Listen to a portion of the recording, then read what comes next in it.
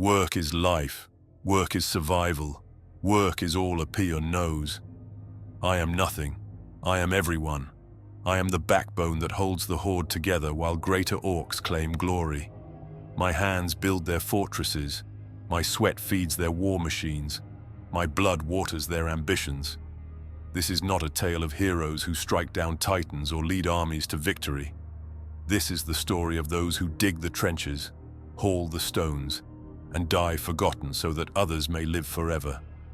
I am Peon. I have always been Peon, and Peon endures. The first thing I remember is hunger. Not the sharp bite of missing a meal, but the deep gnawing ache that lives in your bones when your body begins to consume itself. Hunger was my first teacher, my constant companion, my most faithful friend.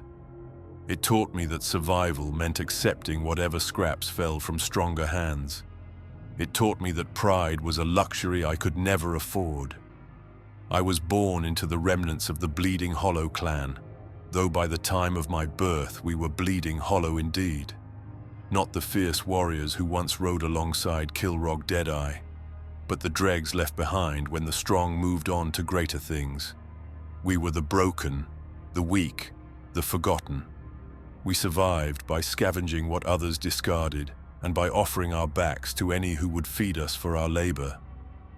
My earliest memory is of my mother's hands.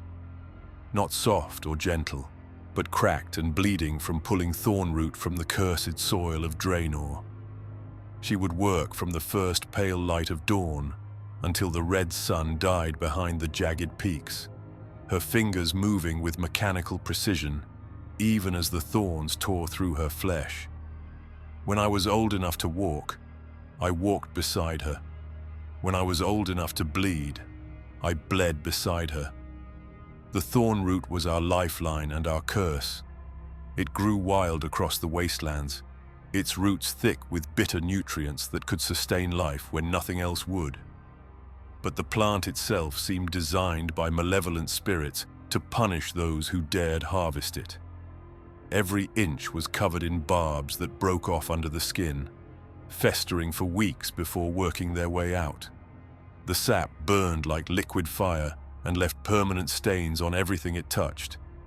But it kept us alive, so we harvested it with grateful, bleeding hands. I learned early that complaints brought only hunger, questions brought only pain. The elders of our pathetic clan had no patience for weakness, even from children. You worked or you died. You obeyed or you starved.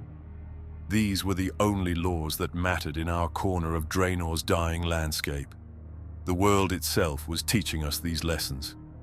Draenor was not the green paradise the shamans spoke of in their increasingly rare ceremonies. The sky burned red most days, casting everything in the color of dried blood. The rivers ran bitter and strange, their waters leaving a metallic taste that lingered for hours. Plants withered faster than they could grow, and the animals grew thin and desperate, their eyes holding a wildness that spoke of deep wrongness. I was perhaps 10 summers old when I first understood that our suffering was not natural, not the simple hardship of a harsh world, but something deliberately inflicted by forces beyond our understanding. I was hauling water from the poisoned stream when I saw them, tall figures in the distance, walking among the Shadow Moon clan settlements. They moved wrong, these strangers, too fluid, too graceful. Their very presence made the air shimmer like heat rising from sun-baked stone. The other peons whispered about them when the warriors were out of hearing. Visitors from beyond the sky, they said. Beings of such power that even the mightiest war chiefs bowed before them. They brought gifts, these strangers. Knowledge, strength, the promise of conquest beyond imagination. But gifts from such beings always came with a price, and that price was being paid by every living thing on Draenor. I watched our shamans change first. Old Granak had been the spiritual guide for our scattered people, a bent figure who spoke to the elements in the old tongue and occasionally coaxed rain from the burning sky. I had seen him call forth clean water from fouled springs, and heal wounds with touches that left his own hands twisted and scarred. He was weak in body but strong in spirit, and even the warriors showed him grudging respect. After the strangers came, Granak stopped speaking to the elements. He began speaking to other things instead. Things that whispered back in voices like grinding stone and burning oil. His healing touch became something else, something that mended flesh but left shadows behind in the patient's eyes. The rain he called down now burned the skin and poisoned the crops. When questioned, he would only smile with teeth that had grown too sharp and speak of power beyond the small minds of his questioners. The change in our leaders brought change in our work. Where once we had harvested thornroot and scrounged for food, now we were set to different tasks. We dug. Endlessly, desperately, we dug. Not for water or food or shelter, but for materials the shamans demanded for their new rituals. Strange stones that hummed with unnatural warmth. Bones of creatures that had died in agony, their marrow black with corruption. Metals that had never been mined before, because touching them for too long caused madness. I remember the first time I held a chunk of that cursed metal. It looked like iron but felt like holding liquid fire wrapped in ice. The moment my bare fingers touched its surface, visions exploded behind my eyes. I saw worlds burning across a vast darkness. I saw armies of creatures with too many eyes and too many teeth. I saw our world, our Draenor, as just one small piece in a vast plan of conquest and consumption. The metal fell from my nerveless fingers, and I collapsed, blood streaming from my nose and ears. When the other peons dragged me back to our hovels, I was changed. Not visibly, not yet, but something had shifted inside me. A door had been opened that could never be closed. I could taste the corruption now, thick and sweet on my tongue. I could feel it spreading through the ground beneath my feet like infection through a wound. Our world was dying, and we were the ones killing it. The work grew harder as the corruption spread. We were not just laborers anymore, but components in a vast machine of transformation. Every stone we quarried, every strange plant we harvested, every unnatural metal we dug from the screaming earth was another piece in a puzzle that would remake everything we had ever known. The shamans, no longer worthy of that title, directed our efforts with increasing urgency and decreasing mercy. I watched stronger orcs begin to change as well. Warriors who had once been content with simple raiding and interclan warfare now spoke constantly of conquest, of enemies to crush and worlds to claim. Their skin began to take on a greenish tinge, subtle at first but growing more pronounced with each passing season. They grew larger, more aggressive, more willing to kill for the smallest perceived slight. But we peons were forbidden this transformation. When the shamans who had become warlocks began offering their followers drinks of dark power, we were pushed back and told to continue our work. The demon blood that granted strength and fury to the warriors was not for creatures like us. We were too valuable as we were, too useful in our weakness. I tasted it once, by accident. A goblet had been spilled during one of their ceremonies, and the thick red liquid pooled in the dirt where I knelt. Curiosity and desperate hunger overcame caution, and I pressed my lips to the poisoned soil. The flavor that filled my mouth was indescribable. Copper and lightning and the screams of dying worlds. Power beyond imagination, offered freely to any strong enough to claim it. The vision that followed showed me what I could become. A towering figure of rage and strength, crushing enemies beneath my fists, claiming territory and slaves and power beyond measure. I could be more than Peon. I could be destroyer. I could be conqueror. I could be remembered. But the vision faded, leaving only the taste of ashes and the knowledge that such transformation was not meant for me. I was to remain as I was, weak, useful, expendable. The blood that granted others power would kill me if I tried to claim more than the few drops that had leaked into the earth. Still, even that small taste changed me. My skin began to take on the faintest green hue, though nothing like the vibrant emerald of the true blood drinkers. My strength increased slightly, enough to haul larger loads and work longer hours. My senses sharpened, allowing me to see corruption where others saw only shadow. I could taste the wrongness in the air now, smell the death that rode on every wind. The greatest work of our corruption began when the warlocks announced their most ambitious project yet. They would build a gateway, they said, a portal that would allow us to reach other worlds, other peoples to conquer and consume. It would require labor beyond anything we had provided before. Every peon on Draenor would be conscripted for this task. Many would die. Most would die. But those who survived would see their people step into a glorious future of endless war and conquest. The location chosen for this portal was a wasteland even by Draenor's standards.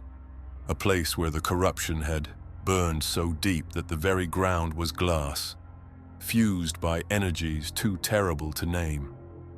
We called it Hellfire Peninsula, though that name would not stick until much later. In those days, it was simply the place where we went to die building something we could not understand. The work was like nothing I had experienced. We hauled stones the size of buildings across terrain that shifted and writhed beneath our feet. We assembled structures according to designs that hurt to look at directly, their angles somehow wrong in ways that made the mind revolt. We carved symbols into living rock using tools that burned our hands even through thick wrappings. The very air around the construction site was poison, killing the weak outright and leaving the survivors forever changed. I watched hundreds of my fellow peons die during those months of construction. Some simply collapsed from exhaustion and were left where they fell, their bodies adding to the foundation of what we built. Others were consumed by the energies we worked with, flesh melting from their bones in seconds when they made even the smallest mistake. Still others went mad from prolonged exposure to the portal's influence, laughing and screaming as they threw themselves into the growing structure. But we built it. Stone by stone, death by death. We raised the dark portal from the cursed ground of our dying world. When it was finished, it stood like a wound torn in reality itself. Looking through its empty frame was like staring into the deepest ocean or the farthest stars.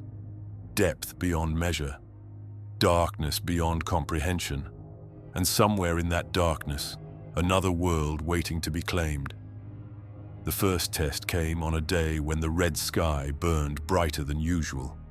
The warlocks gathered around their creation, speaking words in languages that made the stones themselves weep blood. Energy began to flow through the portal's frame, crackling with colors that had no names. The temperature around the structure dropped until our breath came out in visible clouds, even as the portal itself radiated heat like a forge. Then it opened. The darkness within the frame suddenly cleared, revealing glimpses of another world. Green forests, blue skies, waters that ran clean and clear, creatures with pink skin and strange clothing, going about their daily lives in blissful ignorance of what watched them from across the void. A world rich with life and completely unprepared for war. The warlocks cheered with voices that had grown too deep and rough. The warriors roared approval and began sharpening their weapons. Even the other peons showed excitement at this first view of the lands we would help them conquer. But I felt only dread. I had seen enough of corruption to recognize its signs, and I knew that whatever we brought to this new world would poison it just as we had poisoned Draenor. These pink-skinned creatures, these humans, would suffer as we had suffered. Their world would die as ours was dying.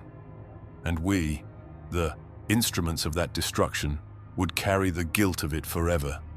Still, when the order came to begin loading supplies for the invasion, I took my place among the workers. What choice did I have? I was Peon. I had always been Peon. My role was to serve, not to question. To build, not to judge. To survive if I could, and to die useful if I could not. The preparations took months. Everything the invasion force would need had to be carried through the portal by hand. Weapons and armor, forged in furnaces that burned with unnatural fire. Food and water, though both tasted wrong now, tainted by the corruption that flowed through every stream and field on Draenor. Tools and materials for building camps and fortifications on alien soil. Medical supplies for treating wounds that would not heal naturally in a world that did not know Ephil magic. I carried it all. My back bent under loads that would have killed me in earlier years, but the corruption had made me stronger, even as it had made me more aware of the horror we were unleashing. Each crate of weapons was another family that would die. Each barrel of supplies was another village that would burn. Each piece of siege equipment was another city that would fall. But I carried it all, because peons carry everything. We are the foundation upon which conquest rests. We are the hands that build the machines of war. We are the backs that bear the weight of ambition.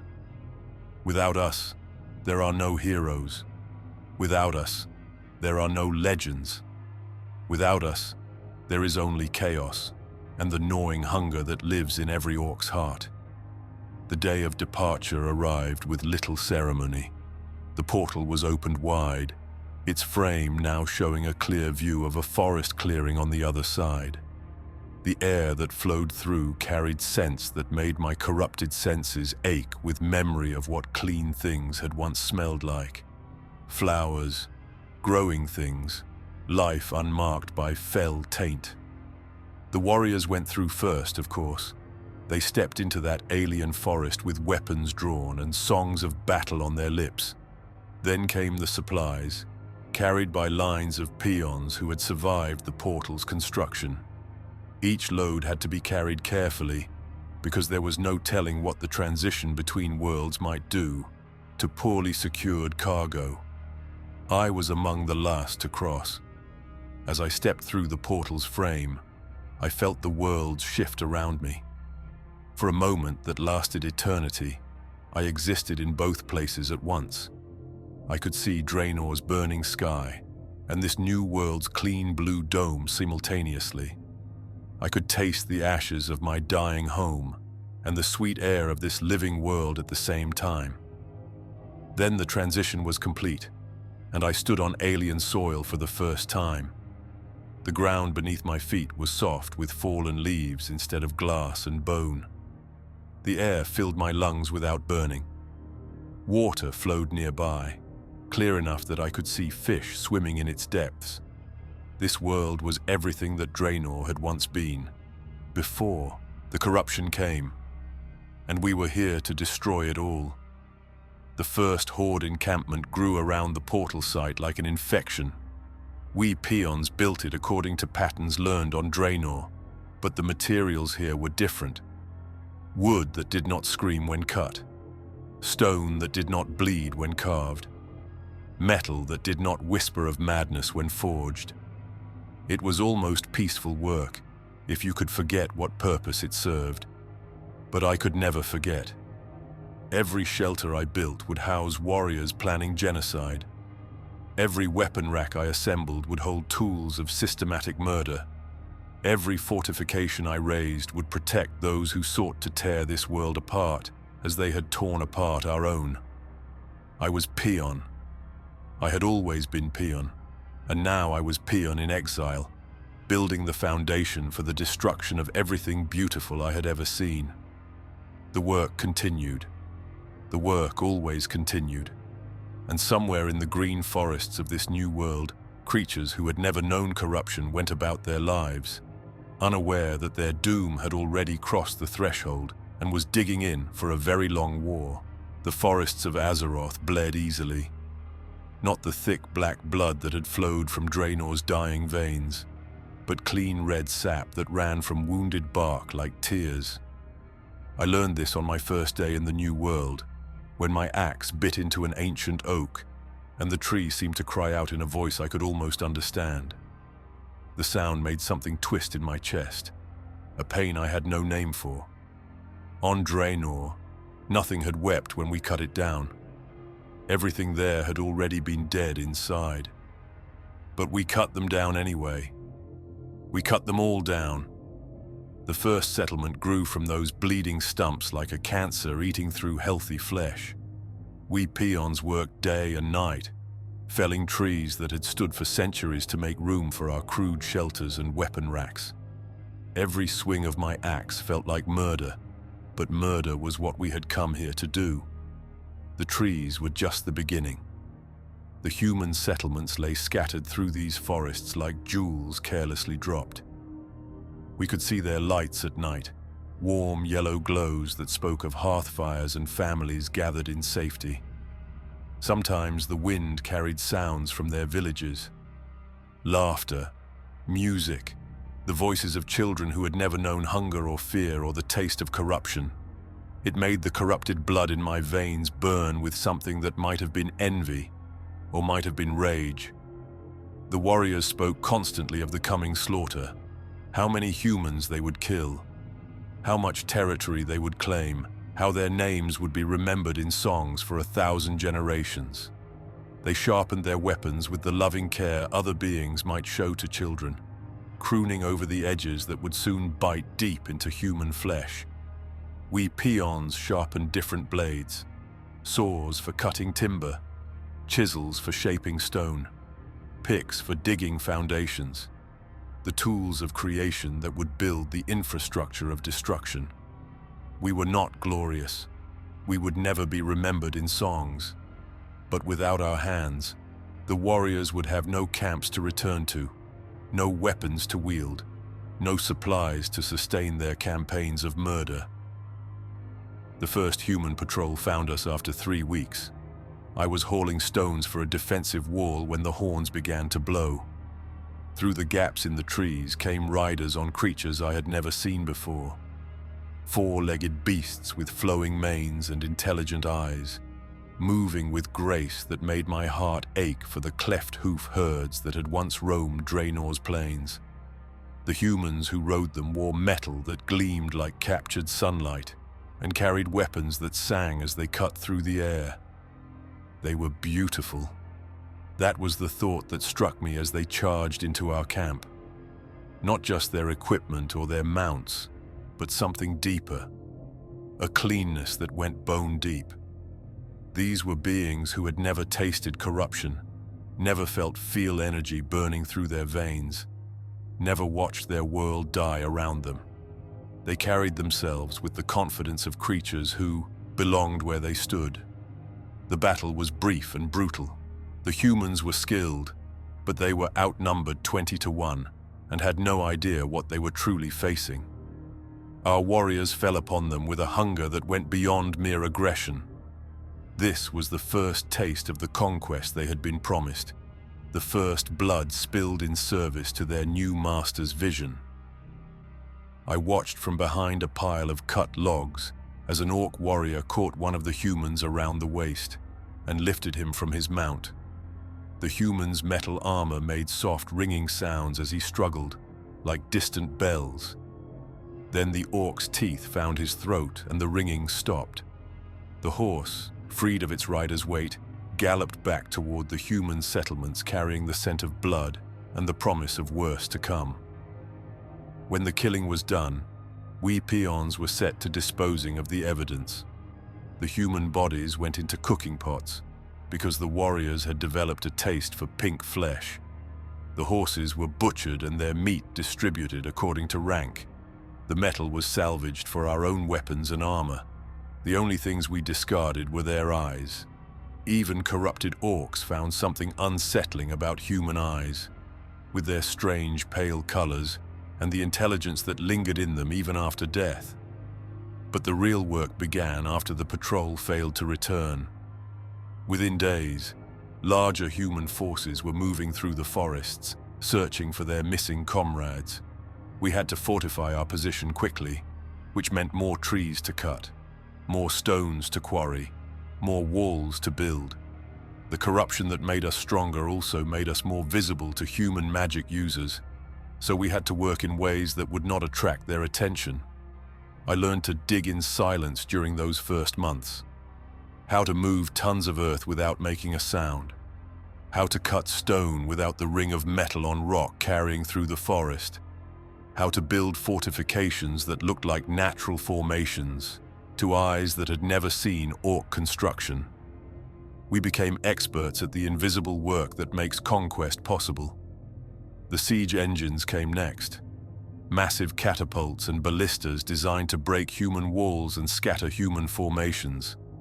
Building them required skills we peons had developed during the portal's construction, but working with clean materials instead of corrupt ones felt strange. The wood did not whisper when we shaped it. The metal did not burn our hands when we forged it. The ropes did not writhe like living things when we wove them together. I remember the first test firing of our largest catapult. We had worked for weeks to build it, following designs scratched on bark by orc engineers who had learned their trade-breaking Draenei cities. The stone projectile carved to resemble a snarling wolf's head, arced high over the forest canopy before crashing down somewhere in the distance. The sound it made on impact was different from anything we had heard on Draenor. Cleaner, more final, the sound of something healthy being destroyed. The boulder had landed in a human farming village. We learned this when survivors began fleeing past our hidden positions, carrying whatever they could salvage from their destroyed homes. Families with children, old people who could barely walk, wounded who left trails of blood in the fallen leaves. They moved with the desperate speed of prey animals, glancing constantly over their shoulders as if expecting pursuit. They were right to expect it.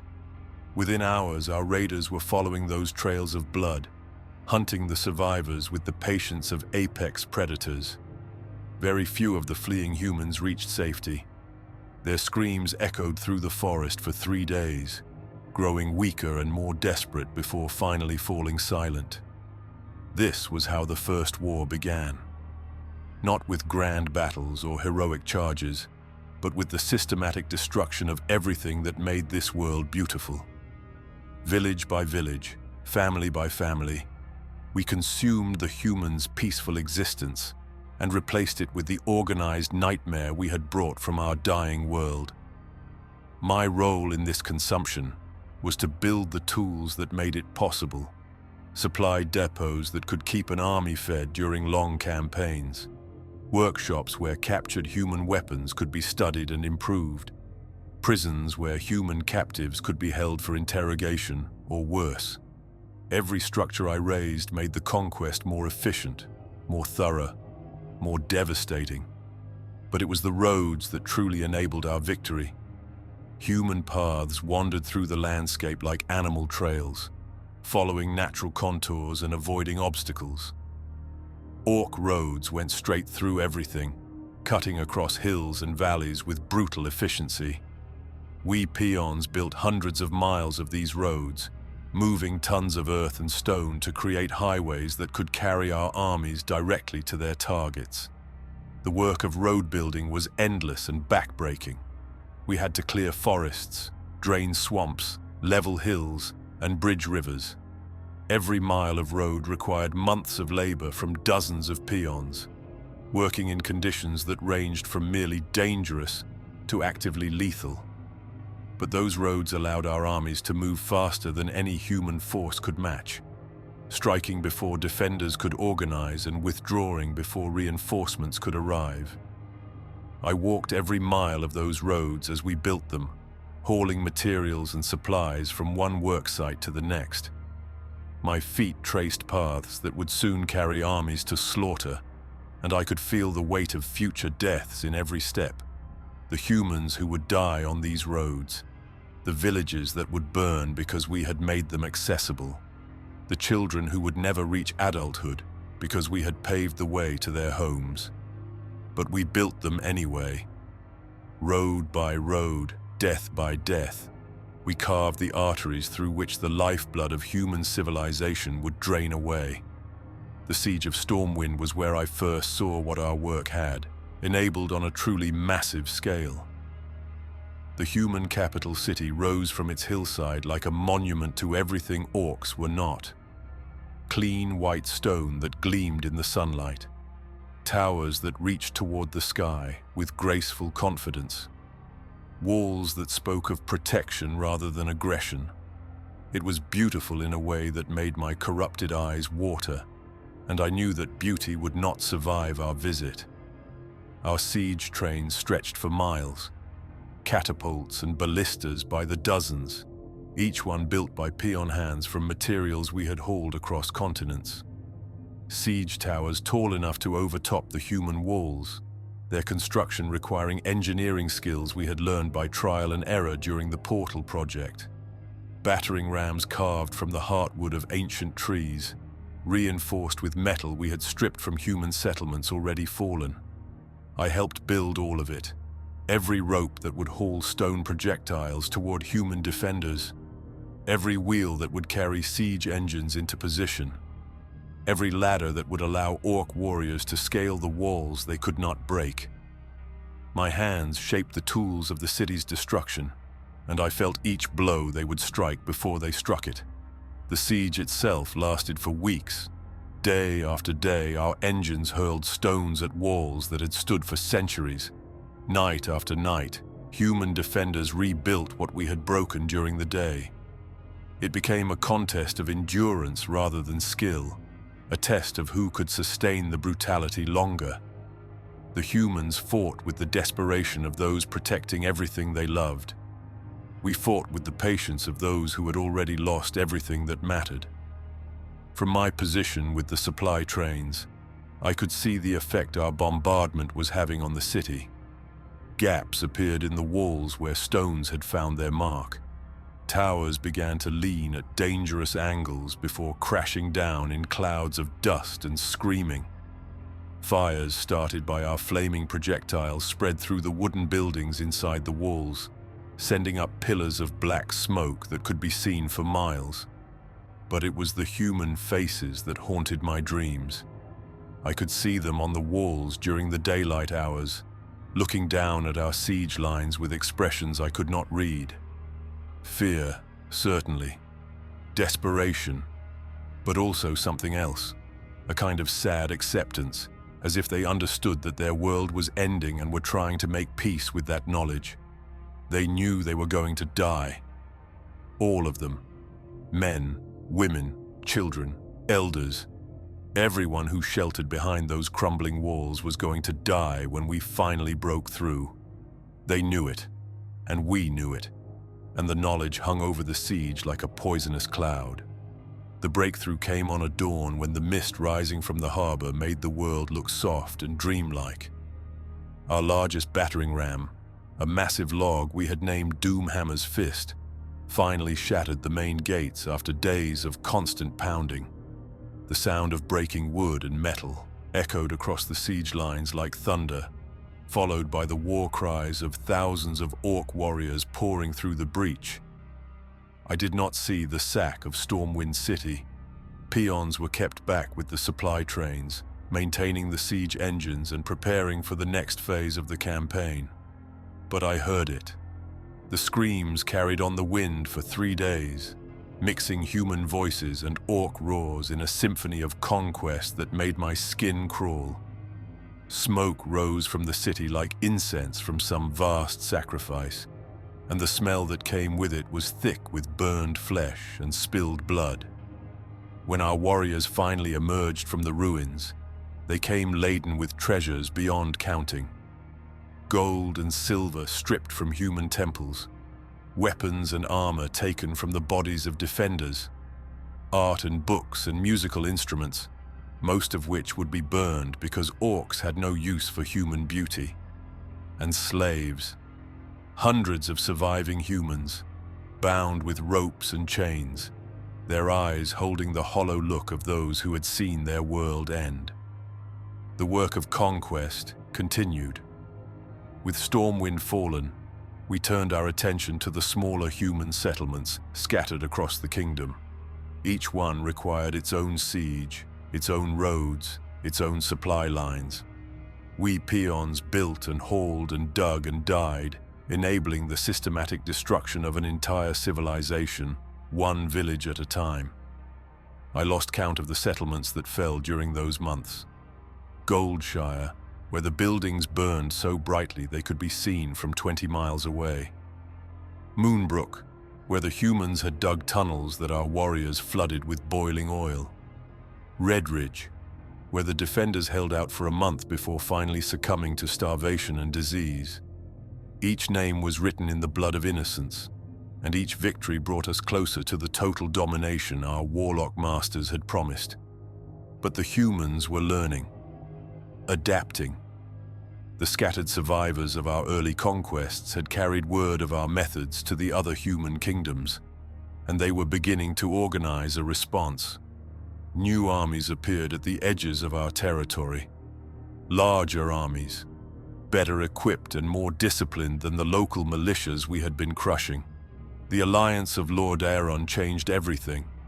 Where before we had faced isolated human settlements fighting alone, now we confronted a coordinated response that matched our own organization. They had learned from our tactics, adapting their own strategies to counter our advantages. They built their own siege engines, carved their own roads, established their own supply lines. And they had something we did not expect. Magic. Not the fell corruption that powered our warlocks, but something cleaner and somehow more dangerous. Human priests who could heal wounds that should have been fatal. Mages who could rain fire from clear skies. Paladins whose very presence seemed to burn away the corruption that gave us strength. I first encountered alliance magic during a supply run to one of our forward camps. The wagons I was guarding carried food and weapons for a raiding party that had been harassing human settlements for weeks. It was supposed to be a routine journey, following roads we had built and defended for months. But the humans had learned to strike at our supply lines, and they had chosen our convoy for a demonstration. The attack came without warning. One moment we were trudging along a familiar road. The next, the very air around us exploded into flame. Human mages had positioned themselves in the woods on both sides of the path, and their coordinated assault turned our supply train into a roaring inferno in seconds. Wagons loaded with food became funeral pyres. Weapons and armor melted into twisted metal. Orcs who had survived a dozen battles died screaming in magical fire that would not be extinguished. I survived by throwing myself into a muddy ditch and covering myself with the bodies of less fortunate peons. The human magic washed over me like a tide of burning light, and I felt something inside me recoil from its touch. The feel corruption that had strengthened me for so long writhed and hissed as it encountered something that was its natural opposite. Clean magic. Pure magic. Magic that served life instead of consuming it. When the attack was over and the humans had withdrawn, I crawled out from under the corpses to survey the damage. Everything was gone. Food, weapons, supplies, workers. The months of labor that had gone into assembling this convoy had been erased in minutes by enemies who struck from hiding and vanished like ghosts. This was not the kind of warfare we understood. This was not conquest. This was something else entirely. The Second War began with a series of such defeats. Our advance slowed, then stopped, then began to reverse as human forces pushed back against our expansion. The easy victories of the early campaigns gave way to grinding battles where every mile of ground was bought with orc blood. We found ourselves building defensive positions instead of siege engines, digging fortifications instead of roads to new conquests. The retreat to Blackrock Mountain was when I truly understood that we were losing. The great volcanic peak that had become our primary stronghold was supposed to be a temporary base, a staging ground for further expansion into human lands.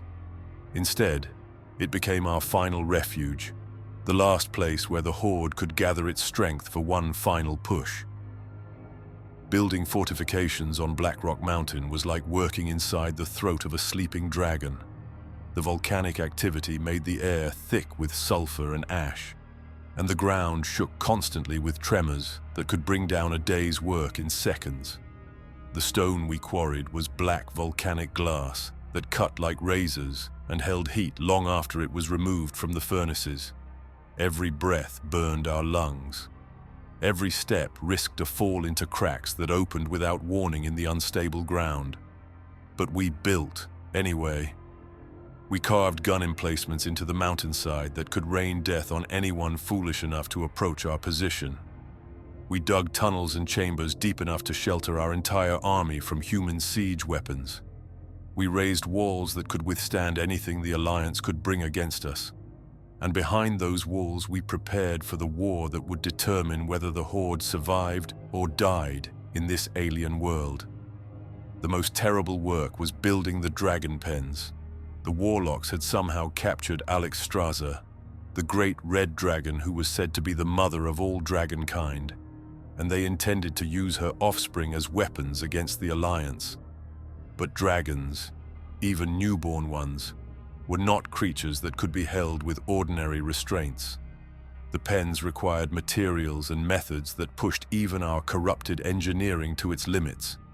We used chains forged from metals that existed only in the deepest parts of Blackrock Mountain, alloys that had been touched by demonic energy and would hold even draconic strength.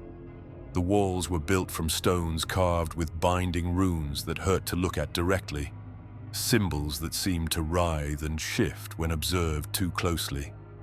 The floors were inscribed with containment circles that made the air above them shimmer with barely contained power.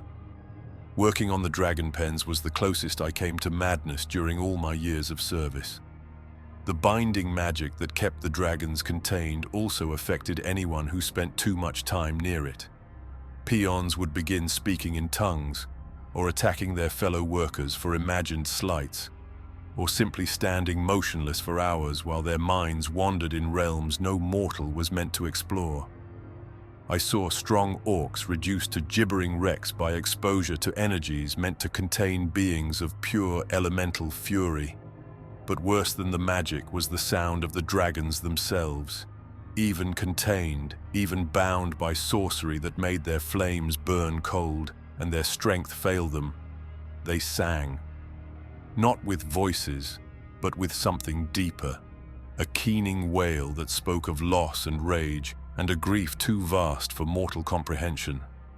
The sound penetrated stone and metal and flesh, settling into the bones of everyone who heard it and remaining there like an infection of sorrow. I worked on those pens for 6 months, and in all that time the dragons never stopped singing their song of captivity. It followed me into my dreams and haunted my waking hours. Even now, decades later, I can still hear echoes of that terrible music when the wind blows through mountain passes at night. The dragons we bred in those pens were born into slavery. Magnificent creatures with scales like liquid fire and wings that could blot out the sun. But their spirits were broken before they even hatched. The binding magic that kept their mother contained also flowed through them, making them tools instead of the sovereign beings they should have been. They fought for us because they had no choice, raining death on human armies while their own hearts burned with the desire for freedom they would never know. Using those enslaved dragons, we won a few more battles. But each victory felt hollow, tainted by the knowledge of what we had done to achieve it. The humans fought us with clean steel and honest courage. We fought them with broken spirits and stolen power. It was no wonder that their magic burned us, while ours only corrupted everything it touched. The end came faster than anyone expected. One day we were preparing for another season of siege warfare.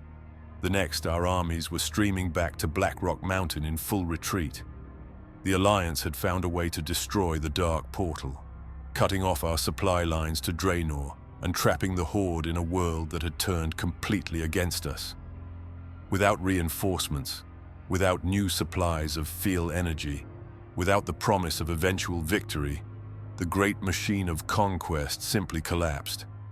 I was hauling stones for yet another defensive wall when the horns began to blow the signal for general retreat. Around me, other peons dropped their tools and began to run, though none of us knew where we were running to. There was nowhere left to go. Every human kingdom was mobilizing against us. Every mile of territory we had conquered was being retaken by Alliance forces. The portals were closed, the dragons were dead or freed, and the corruption that had given us strength was finally eating us alive from within.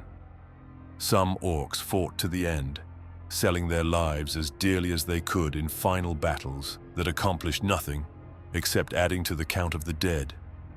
Others simply gave up, laying down their weapons and waiting for human justice to find them. But most of us just ran, scattering into the wilderness like animals fleeing a forest fire, hoping to find some corner of the world where we could hide until the hunt for survivors ended. I ran with them. After years of building the infrastructure of conquest, I abandoned my tools and fled into the mountains with nothing but the clothes on my back and the taste of defeat bitter in my mouth. Behind me, everything I had built was burning. The siege engines were being destroyed by their own crews to keep them from falling into human hands. The roads were being torn up to slow Alliance pursuit. The fortifications were being abandoned to whatever fate awaited them. The work of years was undone in days. The dreams of conquest were revealed as the fever dreams of a dying civilization. And we peons, who had built it all with our bleeding hands, were left to scatter like leaves before the storm of human vengeance. But we scattered alive, broken, defeated, hunted, but alive. And as long as we lived, there was the possibility that someday, somehow, we might build again. Even if we never again built monuments to conquest and genocide, we might yet build something worthy of the hands that shaped it. The work would continue. The work always continued. That was the only constant in a world where everything else had been revealed as temporary, fragile, and ultimately meaningless. I was Peon. I had always been Peon. And even in defeat, I would find new work to do. The chains were not made of metal. That would have been too simple, too honest. Metal chains could be broken with enough strength or severed with the right tools. The chains that bound us in the internment camps were forged from something far more insidious.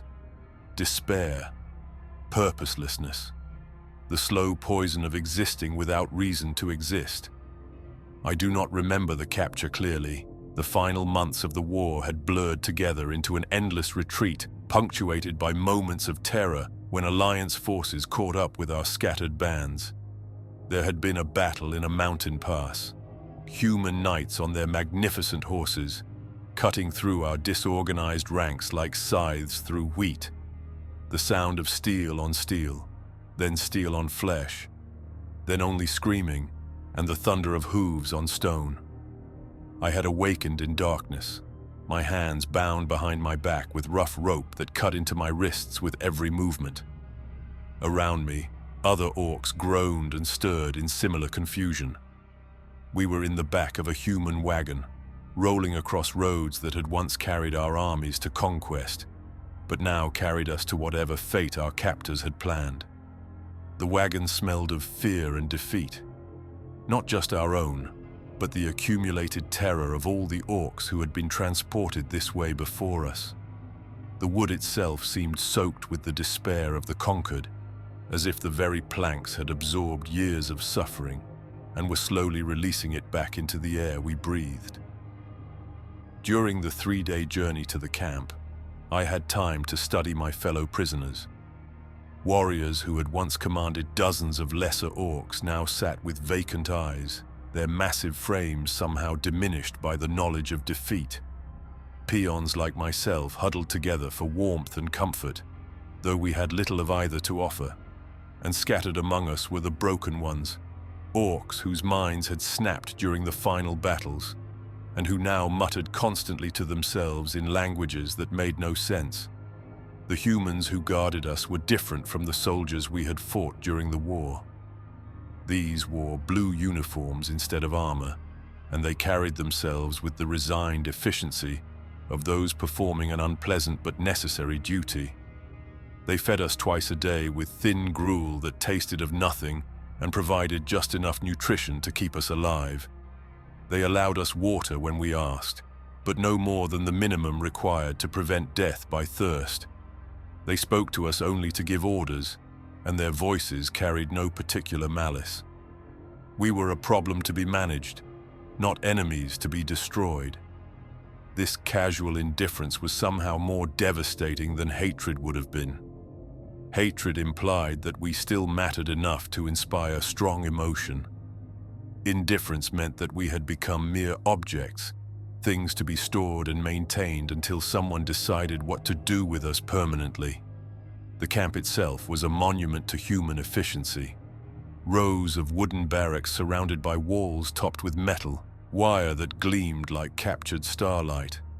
Guard towers at regular intervals, each one manned by humans with weapons that could kill an orc at 100 paces. Gates that opened only when the guards decided they should open, trapping us as effectively as any dungeon. But it was the space between the buildings that told the real story of this place. Packed earth worn smooth by the passage of countless feet, all moving in the same few patterns day after day. Paths that led from the barracks to the work areas, from the work areas to the feeding stations, from the feeding stations back to the barracks. There were no other paths, because there was nowhere else to go. They processed us like livestock. Names were replaced with numbers carved into metal tags we wore around our necks. Our possessions, what few remained after capture, were taken away and stored in warehouses we would never see again. Our hair was cut short to prevent the harboring of vermin. Our clothing was exchanged for identical grey uniforms that marked us as property of the Alliance of Lord Aeron. The work began immediately. Not the meaningful labor of construction or even the brutal toil of military service, but something worse. Busy work. Tasks designed to fill time rather than accomplish anything useful. We sorted piles of rocks by size, only to have them mixed together again the next day. We dug holes in the morning and filled them in during the afternoon. We assembled wooden puzzles that were immediately disassembled so the next shift could repeat the process. This was not punishment. Punishment implied that we had done something wrong and were being corrected for it. This was simply management. The humans had decided that idle orcs were dangerous orcs, so they kept us busy with meaningless activities that would exhaust our bodies without engaging our minds. It was brilliant in its cruelty, and it worked exactly as intended. Within weeks, I could see the effect this treatment was having on my fellow prisoners.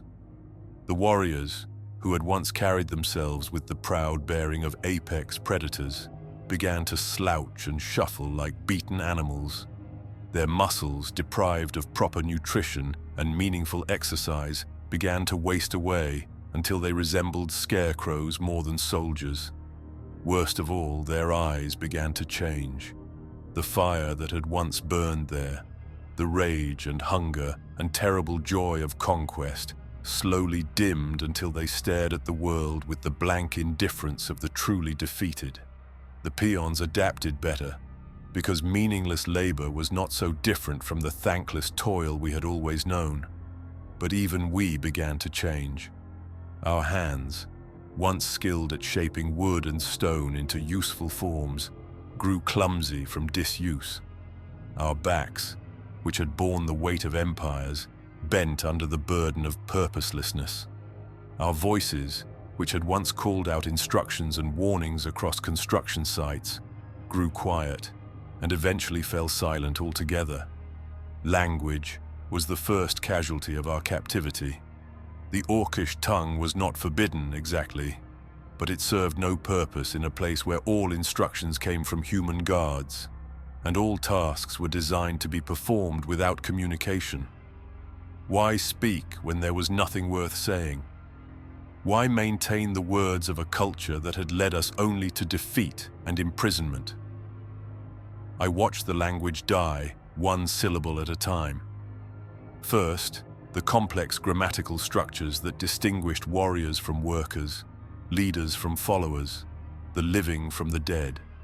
Then the technical terms we had used in construction and warfare, concepts that had no meaning in a world of sorted rocks and pointless holes. Finally, even the simple words began to fade. Why say hungry when the guards already knew we were always hungry? Why say tired when exhaustion was our permanent condition? The seasons turned, and we marked their passage not by the work we did, but by the work we did not do. Spring meant the same meaningless tasks as winter, but with slightly warmer air. Summer brought the same empty hours as autumn, but with more sweat. Time became a flat circle of identical days, each one exactly like the last, and offering no hope that the next would be any different. Some orcs broke completely during those years. They would simply stop moving one day, sitting in place until the guards came to drag them away. Others snapped in more violent ways, attacking fellow prisoners or guards with the desperate fury of cornered animals. These outbursts were quickly suppressed, and the orcs responsible disappeared into punishment cells from which they rarely returned. But most of us simply endured. We woke when the bells told us to wake. We worked at the tasks assigned to us. We ate the food provided for us. We slept when permission was granted. We became exactly what the humans wanted us to become. Broken creatures who posed no threat to anyone, including ourselves. I had been in the camp for perhaps 5 years when everything changed. I say perhaps because time had lost most of its meaning by then, measured only by the gradual decay of everything I had once been. I was sorting rocks again, a task I had performed thousands of times before, when a commotion broke out near the main gate. A new prisoner was being brought in. This was not unusual. Fresh captives arrived regularly as Alliance forces continued to hunt down the scattered remnants of the Horde. But something about this one was different. The other orcs in the workyard were actually looking up from their tasks, showing the first signs of interest I had seen in years. The newcomer was young, barely past the age when an orc might be considered adult. His skin was brown rather than green, marking him as one of the uncorrupted, and his eyes held something I had almost forgotten existed. Fire, purpose, the unbroken spirit of someone who still believed that resistance was possible. They gave him the number 6734 and assigned him to my work detail. As he began sorting rocks alongside me, I caught fragments of whispered conversation from other orcs. This was no ordinary prisoner. This was Thrall, son of Duratan, heir to the Frostwolf clan. He had been raised by humans, but he was asking questions about Orcish culture that no one had thought to ask in years. "What does it mean to be orc?" he asked one day, speaking in perfect Orcish that sounded strange after so much silence. The question was directed at no one in particular, but it hung in the air like smoke from a distant fire. No one answered at first. The question was too large, too dangerous. To think about what it meant to be orc was to remember what we had lost, and remembering loss only made the present more unbearable. But something about the way he asked it, with genuine curiosity rather than despair, made it impossible to ignore completely.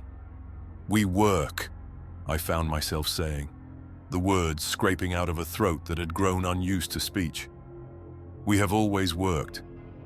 That is what it means." But even as I said it, I knew it was not a complete answer. Yes, we worked. We had always worked. But once that work had built cities and siege engines and roads that carried armies to victory, once our labor had served purposes greater than ourselves, had created things that mattered, had shaped the world according to our will, now we sorted rocks. Thrall nodded as if my answer meant something important, then asked another question. What did we build before? That question opened floodgates I had not realized still existed. Suddenly, orcs who had not spoken in months began to remember. The great halls of Draenor, carved from living rock and decorated with the trophies of successful hunts. The siege engines that had broken human walls and scattered human armies. The ships that had carried us across impossible oceans to impossible victories. The roads that had connected our scattered clans into a single unstoppable force. We had built all of it. Not the heroes whose names were remembered in songs, but the anonymous hands that had shaped every stone and driven every nail. We had been the foundation upon which legends were constructed, and we had forgotten that fundamental truth during our years of meaningless captivity. The humans noticed the change almost immediately. Conversations that had been forbidden by despair rather than regulation suddenly bloomed throughout the camp. Orcs began to gather in small groups during mealtimes, sharing memories and stories that had been buried under years of purposelessness. The old language began to return, hesitantly at first, then with growing confidence as we remembered words we had thought lost forever. The guards responded by increasing surveillance and punishment for any sign of organization, but they could not stop the spread of something they did not understand. This was not a planned rebellion or a coordinated escape attempt. This was the gradual awakening of a people who had forgotten they were a people, and awakening was not something that could be prevented with walls and weapons. Thrall became the focus of this awakening without seeking the role. He simply asked questions and listened to the answers, showing respect for knowledge that others had dismissed as worthless. When an old warrior spoke of hunting Clefthoof on the plains of Nagrand, Thrall asked about the techniques used to bring down such massive prey. When a former shaman mentioned the spirits of earth and fire, Thrall wanted to know how those spirits had been contacted and honored. When peons like myself described the construction of the Dark Portal, Thrall listened with the attention usually reserved for tales of great battles.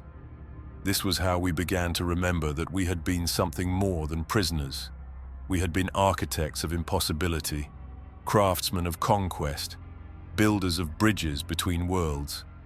Our hands had shaped the tools that changed the course of history, and those hands had not forgotten their skills despite years of sorting rocks and digging pointless holes. The escape plans began to form naturally, like water finding its way downhill. No single orc created them. They emerged from hundreds of conversations and observations, shared knowledge accumulating until it reached the critical mass necessary for action. We knew the schedules of the guards. We knew the locations of the weapons. We knew which walls were weakest and which gates were most lightly defended. But most importantly, we knew how to work together. The same skills that had built siege engines and raised fortifications could be applied to breaking chains and scaling walls. The same coordination that had enabled massive construction projects could orchestrate the movement of hundreds of escaping prisoners. We were experts at the invisible work that makes impossible things possible. And escape was just another form of construction. The night of the breakout, I found myself assigned to one of the most dangerous tasks. A small group of peons was responsible for creating a diversion at the eastern wall, while the main escape took place through the weakened section to the north. We were not expected to survive. Our job was simply to draw attention away from the real escape route long enough for the others to reach safety. I had volunteered for this duty without hesitation. After years of meaningless labor, the opportunity to do work that actually mattered was worth any risk, even if that work was simply dying loudly enough to serve as a distraction. But we did not die. The guards, softened by years of managing docile prisoners, were unprepared for coordinated resistance from orcs who had remembered how to fight. Our diversion became a genuine assault on the eastern defenses, and by the time reinforcements arrived to contain us, the main escape was already well underway. I threw rocks at human guards with the same hands that had once sorted them into meaningless piles, and the irony was not lost on me. Every stone I hurled carried years of accumulated frustration. Every throw was a rejection of the purposelessness that had defined my existence for so long. This was real work again. This was labor that served a goal beyond simple management. The breakout succeeded beyond our wildest expectations, not just because we overwhelmed the guards or breached the walls, but because we rediscovered something we had thought lost forever. We remembered what it felt like to work toward a common purpose, to build something greater than the sum of its parts, to be Orc in the truest sense of the word. Freedom was not a destination, but a process. After the escape, we scattered into the wilderness with no clear plan beyond avoiding recapture. Some Orcs wanted to find hidden valleys where they could live peacefully without human interference. Others spoke of rebuilding the war machine and resuming the conquest that had been interrupted by defeat. But Thrall offered a third option: exodus to a new world where we could start over without the mistakes of the past. The idea of crossing the ocean seemed impossible until we remembered that impossibility was what Orcs did best. We began to gather resources and knowledge, learning everything we could about navigation and shipbuilding from the scattered remnants of our people. Some Orcs had served on the vessels that had brought us to Azeroth decades earlier. Others had been forced to work in human shipyards during their captivity. Piece by piece, we assembled the expertise necessary to build a fleet capable of carrying thousands of Orcs across an unknown ocean. The ships we built were unlike anything that had ever sailed from Azeroth's shores. We had no proper shipyards, no seasoned wood, no experienced shipwrights. What we had were hands that could shape any material into any form, backs that could bear any burden, and the desperate ingenuity of those who had no choice but to succeed. I worked on the construction of 17 different vessels during the months of preparation. Massive transports capable of carrying hundreds of passengers and all their possessions. Swift scouts designed to range ahead and search for hazards. Supply ships loaded with everything we would need to establish settlements on foreign shores. Each one was a masterwork of improvised engineering, built from salvaged materials and held together by skill and desperation in equal measure. The crossing itself was a nightmare of storms and navigation errors, and ships that leaked faster than we could pump them out. We lost vessels to weather that would have been survivable with proper equipment. We lost Orcs to diseases that proper medicine could have cured. We lost time to mistakes that proper preparation could have avoided. But we made it. Battered, diminished, but alive, we reached the shores of Kalimdor and felt solid ground beneath our feet again. The land that would become Durotar was harsh and unwelcoming, populated by creatures that saw us as invaders to be driven off rather than refugees seeking sanctuary. But it was ours, claimed by the simple act of being willing to bleed for it. The work of settlement was familiar in some ways, alien in others. We had built camps and fortifications before, but always as temporary measures during military campaigns. Building for permanence required different skills and different mindsets. These structures would need to last for years, decades, perhaps centuries. They would shelter not just warriors, but families, not just temporary convenience, but the foundations of a new civilization. I spent my first months in Durotar, clearing scorpions from the caves that would become our first shelters. The creatures were unlike anything we had encountered on Draenor or Azeroth, with shells that turned aside crude weapons and stingers that delivered venom capable of killing an Orc in minutes. But they could be fought, and we had learned how to fight against impossible odds. Each scorpion we killed was a small victory in the larger war of making this hostile land into something resembling home. Each cave we cleared was a space where Orc families could sleep safely.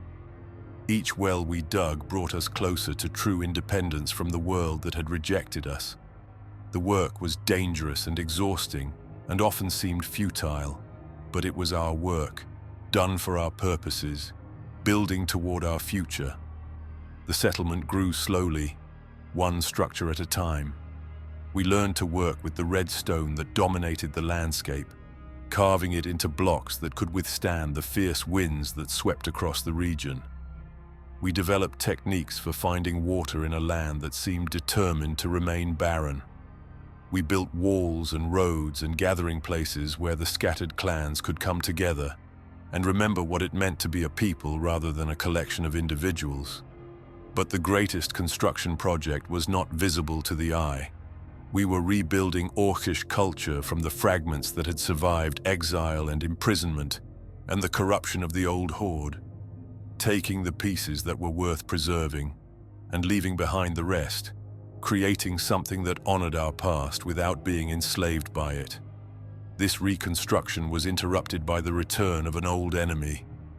The Burning Legion had found us again, drawn by the same demonic energies that had corrupted our ancestors on Draenor. But this time, we were not alone. The humans who had once hunted us as enemies now fought beside us as allies, recognizing that some threats were too great for any single people to face alone. The battle at Mount Hijol was not a place for peons to stand in the front lines wielding weapons against demons. Our role was what it had always been, the invisible work that makes heroic deeds possible. We hauled supplies up treacherous mountain paths under constant threat of aerial attack. We built fortifications that could channel demonic assault into killing zones, where human and night elf magic could destroy them. We maintained the weapons and equipment of 3 armies working in unprecedented cooperation. I carried stones to build walls that would hold back the forces of the Legion itself. Each block I placed was a rejection of the corruption that had once consumed our people, a declaration that this time we would stand on the side of creation rather than destruction. The work was familiar, but the purpose was revolutionary. For the first time in living memory, Orc hands were building something designed to preserve rather than destroy. The victory at Mount Hyjal was won by heroes whose names would be remembered forever, but it was enabled by thousands of anonymous hands that shaped the battlefield, moved the supplies, and maintained the tools of resistance. We peons had learned to take pride in that enabling role, to find honor in work that received no recognition but made everything else possible. When the battle was over and the Legion had been defeated, we returned to Durotar with something we had never possessed before. Not just freedom from external enemies, but freedom from the internal compulsions that had driven us to conquest and corruption. We were no longer the slaves of human masters or demonic influences. We were simply orcs, free to choose what we would build with the days remaining to us. The work continued. The work would always continue. But now it was work we had chosen, in service of goals we had set for ourselves, building toward a future we could shape with our own hands. I was Peon. I had always been Peon. But for the first time, I understood that being Peon meant something more than simple servitude. It meant being the foundation upon which everything else rested, and foundations, properly built, could support any weight and endure any storm. The first stone I placed in Orgrimmar's foundation was still warm from the quarry, red sandstone that held the heat of Durotar's merciless sun like a living thing. I pressed it into the carefully prepared bed of gravel and mortar, feeling the weight of what we were beginning settle into my bones alongside the familiar ache of honest labor. This was not a temporary fortification or a siege engine that would be abandoned after a single battle. This was meant to endure. This was meant to be home. We had been free for 3 years, and in that time I had learned the difference between building for survival and building for the future. The crude shelters we had carved from scorpion-infested caves were sufficient to keep us alive, but they were not worthy of a people who intended to thrive. Orgrimmar would be different. Orgrimmar would be a statement carved in stone and steel, declaring to the world that the orcs were no longer nomads or invaders, but a settled people with the skill and determination to create something magnificent. The city rose from the valley floor, like a flower blooming in reverse, growing downward and outward instead of reaching toward the sky. We carved chambers and corridors directly into the living rock of the canyon walls, following natural formations when possible and forcing new ones when necessary. The red stone of Durotar was harder than anything we had worked with before, requiring new techniques and tools that we developed through trial and error, measured in broken fingers and shattered chisels. I spent 18 months working on the Great Hall alone, hauling stones that weighed more than 3 orcs could comfortably lift. The chamber was designed to accommodate gatherings of the entire Horde leadership, with acoustics that would carry a speaker's voice to every corner without echo or distortion. Creating such a space required precise calculations of angles and dimensions, knowledge that existed only in the minds of orcs who had learned architecture through necessity rather than formal training. The work was brutal and beautiful in equal measure. Each stone had to be cut to exact specifications, shaped to fit perfectly with its neighbors in a pattern that would distribute weight evenly across the structure. The mortar had to be mixed to precise consistency, neither too wet nor too dry, and applied with techniques that would create joints stronger than the stones themselves. The scaffolding required to reach the upper levels had to be built and rebuilt dozens of times as the chamber grew taller and more complex. But there was pride in this work that I had never felt during the years of conquest or captivity. Every blow of my hammer was creating something rather than destroying it. Every stone I placed was adding to a structure that would shelter orc children not yet born. Every drop of sweat that fell to the construction site was watering the growth of a civilization that would outlast any individual who built it. The Seor, other races that joined the Horde, brought their own architectural traditions, creating a city that was uniquely multicultural while remaining fundamentally Orcish in character. Tauren engineers contributed knowledge of working with massive timbers, allowing us to span gaps that would have been impossible with stone alone. Troll builders shared techniques for creating structures that could flex with seismic movement, essential in a region where the earth itself was never completely stable. Forsaken craftsmen, their undead nature allowing them to work in conditions that would kill the living, carved details in places where no breathing artisan could survive. I learned from all of them, absorbing new skills the way dry earth absorbs rain. How to join wood and stone in ways that enhanced the strength of both materials. How to create drainage systems that would carry away the flash floods that periodically swept through Durotar's canyons. How to build ventilation systems that would keep the deep chambers cool during the blazing summers and warm during the surprisingly cold winters. But the most important lesson was one that could not be taught through instruction or demonstration. I learned what it felt like to build something beautiful. Not just functional or efficient or defensible, but actually beautiful. Orgrimmar's halls were decorated with carvings that served no purpose except to please the eye, with proportions that created harmony rather than mere utility, with details that would be noticed and appreciated by generations of orcs who would never know the names of those who created them. This was a new experience for me. All my previous work had been grimly practical, focused on survival or conquest, with no thought for aesthetic pleasure. But Thrall's vision of the Horde included room for beauty alongside strength, for art alongside engineering, for the pursuit of excellence beyond mere adequacy. Building Orgrimmar taught me that these were not luxuries to be indulged after more important work was finished, but essential elements of any civilization worthy of the name.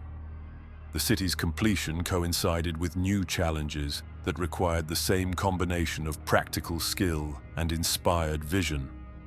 Reports were coming from across the Great Sea of a portal that had reopened to our old homeworld, now called Outland, in recognition of how thoroughly the Legion had ravaged it. Thrall was assembling an expedition to establish contact with any orcs who had survived in that shattered realm, and that expedition would need infrastructure to support its mission. I volunteered for the advanced construction teams without hesitation. After years of building in the relatively stable environment of Durotar, the prospect of working in a world torn apart by demonic energies held a perverse appeal. This would be construction at its most challenging, creating bases and supply lines in conditions that changed without warning and under constant threat from creatures that existed only to destroy. The portal journey to Outland was my second passage between worlds, and it was every bit as disorienting as the first had been decades earlier. But this time I was crossing as a free orc rather than an instrument of conquest, and that difference colored everything about the experience. The energy that flowed through the dark portal felt less oppressive, less tainted with the suffering of those forced to use it against their will. Outland itself was a monument to the ultimate futility of destructive power. Floating islands of rock drifted through a sky that had been torn open to reveal the void beneath reality. The very air was thin and strange, requiring adaptation before we could work effectively in its atmosphere. Rivers flowed upward into nothing, and forests grew in defiance of gravity from the undersides of floating mountains. But it was still recognizable as the world we had once called home. Familiar stone formations, now cracked and scarred but still bearing the shapes I remembered from childhood. Plants that had adapted to survive in conditions their ancestors never evolved to face, but still carrying genetic echoes of Draenor's vanished beauty. And orcs. Corrupted, desperate, clinging to existence in a reality that actively sought to destroy them, but unmistakably our people. The work of establishing bases in Outland required every skill I had learned during 30 years of construction. We built with materials that shifted their properties without warning, following the chaotic currents of magical energy that flowed through the shattered world.